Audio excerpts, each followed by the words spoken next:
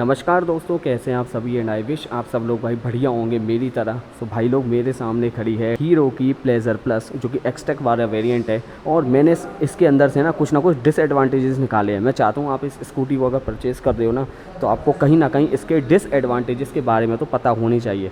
लेकिन मैं आपसे यही कहना चाहूँगा, देखो हर व्हीकल में अपने अपने एडवांटेजेस डिसएडवांटेजेस होने मतलब बहुत ही ज़्यादा लाजमी है। लेकिन हाँ, अगर आप इस व्हीकल को परचेज़ कर रहे हो या किसी भी व्हीकल को परचेज़ कर रहे हो तो कहीं ना कहीं आपको ये थोड़ी बहुत चीज़ें पता होनी चाहिए। और दोस्तों, हीरो के किसी भी प्रोडक्ट के लिए अगर आपको जानकारी लेनी है ना तो जैन हीरो पर आप आराम से संपर्क कर सकते हैं। अगर जो भी बंदा मथुरा के आजू बाजू से अगर देख रहा है वीडियो को या बिलोंग करता है तो जैन हीरो से संपर्क कर सकते हैं। और स्क्रीन पर भी आपको इसका एड्रेस आ रहा होगा।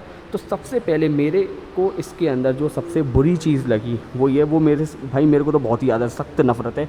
वो है सबसे पहला इसका इस तरीके के सस्पेंशन। भाई ये क्या है यार, ये बताओ। ये देख रहे हो, ये इस तरीके जो स्प्रिंग वाले सस्पेंशन आते हैं ना, ये वाली जो एक्टिवा आया करती थी पहले वाली उसमें आते थे, जिसकी वजह से इसकी जो हैंडलिंग है, इसकी जो ब्रेकिंग है, ये दोनों बुरी तरीके से ख़राब हुआ करती थी। और आपको सबको भी पता है भाई, इस तरीके के ये जो सस्पेंशन है ना, ये मेरी निगाह में बहुत ही थर्ड क्लास सस्पेंशन है। इसके अंदर कुछ नहीं होता है, एक तरह की स्प्रिंग लगी होती है, उसी पर ही वर्क करते हैं। तो भाई ये कंपनी ने इसका सबसे बुरी चीज़ टपका के दे दी, वो ये कि यार ये कम से कम स्प्रिंग वाले सस्पेंशन दे दिए। भाई 2-4 हज़ार रुपये ज़्यादा ले लो, कम से कम कन्वेंशनल सस्पेंशन तो दे देते तो उसकी जगह वो ज़्यादा बढ़िया रहते। पर इन्होंने ये जो चीज़ें दे रखी हैं ना, ये बहुत ही बेकार चीज़ें दे रखी हैं। यहाँ पर इसके बुश लगते हैं भाई, मतलब बेकार है मेरी निगाह में। ये सेटअप तो सबसे ज़्यादा थर्ड क्लास और सबसे ज़्यादा रद्दी है। कंपनी को ये चीज़ नहीं देनी चाहिए थी, ठीक है। तो पहला डिसएडवांटेज तो ये कि इन्होंने ये वाले यहाँ पर सस्पेंशन नहीं दिए, कन्वेंशनल सस्पेंशन जो आते हैं, ठीक है। दूसरी बात जो मेरे को सबसे बुरी लगी वो ये है कि भाई मैं इसका ना VX वाला वेरिएंट देख रहा हूँ, जिसका VX वाला वेरिएंट है वो इससे छोटा वाला वेरिएंट है। लेकिन कंपनी को यहाँ पर ना इसको कम से कम डिस्क के साथ देना चाहिए था। कंपनी ने इसमें डिस्क भी नहीं दी, जो कि अगेन बहुत ही बुरी चीज़ है। मैं मानता हूँ स्कूटियों में डिस्क इतनी ज़रूरी नहीं है, लेकिन नहीं भाई, आज के टाइम पर ये आनी भी ज़रूरी है। डिस्क से भाई एक व्हीकल की जो स्टेबिलिटी है ना, स्टेबिलिटी क्या है, जो एक ब्रेकिंग होती है ना, वो बहुत ही बढ़िया हो जाती है।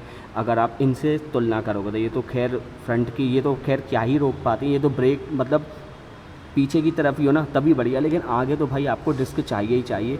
तो यहाँ पर कंपनी को इसके अंदर एक डिस्क का एक तरीके से ऑप्शन देना चाहिए था, जो कि बहुत ही ज़्यादा ज़रूरी था। तीसरी चीज़ अगर मैं भाई बात करूँ इसके, तो वो ये है कि भाई इसका जो इंजन है ना, इंजन इसका बहुत बढ़िया है। इंजन में किसी भी तरीके की कोई भी प्रॉब्लम नहीं है। लेकिन भाई इसका इंजन ना वाइब्रेशन करता है, बहुत बड़ा तगड़ा सा भाई वाइब्रेट करता है।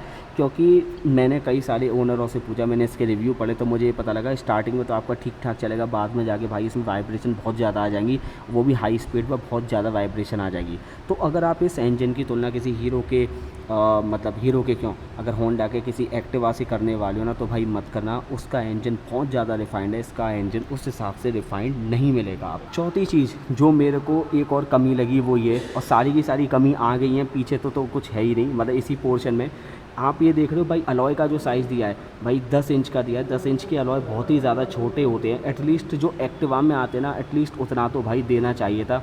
तो कंपनी ने यहाँ पर भी बहुत बड़ी गड़बड़ कर दी मेरे हिसाब से। पता नहीं कॉस्ट कटिंग के लिए क्या है क्या नहीं, वो तो समझ से बाहर है, लेकिन मेजरली इनका कॉस्ट कटिंग का ही झंझट होता है। तो इनको यहाँ पर ना कम से कम इससे बड़ी तो भाई अलॉय साइज़ देना ही चाहिए था। टायर प्रोफाइल इसका ठीक है, बहुत ही बढ़िया है इसका टायर प्रोफाइल। 90 सेक्शन का आपको इसके अंदर टायर मिलेगा। लेकिन यहाँ पर आपको कंपनी को ना मतलब इससे ज़्यादा बड़ी जो अलॉय है ना वो देना चाहिए था, ठीक है। तो कंपनी ने जो मेजर गड़बड़ करी है ना वो करी इसी इलाके में, मतलब इस वाले सेक्शन में करी है। यहाँ पर इन्होंने सस्पेंशन ख़राब दे दी है, डिस्क है नहीं, छोटे इसके अंदर ये अलॉय साइज़ दे दिया। तो इंजन को तो खैर चलो छोड़ो, जो भी है चलो, इंजन तो तुम्हारी मेंटेनेंस के ऊपर है, जितना मेंटेन करोगे व्हीकल उतना ही चलेगा। लेकिन यार ये एक ऐसी चीज़ है, कंपनी को इस चीज़ पर ध्यान देना चाहिए था। तो मेरी निगाह में यही ऐसे इसके अंदर कुछ मेजर डिसएडवांटेजेस हैं जो आपको एक बार लेने से पहले देख लेने चाहिए। बाकी तो भाई मतलब स्कूटी में कोई कमी नहीं है। देखो क्रोम का यहाँ पर बहुत अच्छे से इस्तेमाल किया गया है, यहाँ पर भी क्रोम का इस्तेमाल है, और यहाँ पर भी क्रोम का बहुत बढ़िया तरीके से इस्तेमाल है, यहाँ पर भी दे रखा है।